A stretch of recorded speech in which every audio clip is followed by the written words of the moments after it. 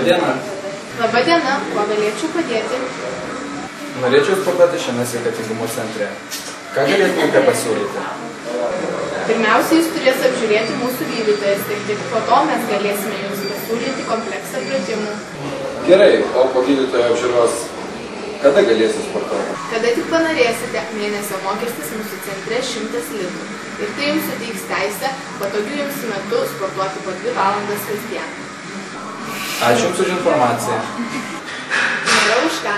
Laukiame jūsų šiame sveikatingumo centre. Geros dienos. Ačiū Jums taip pat.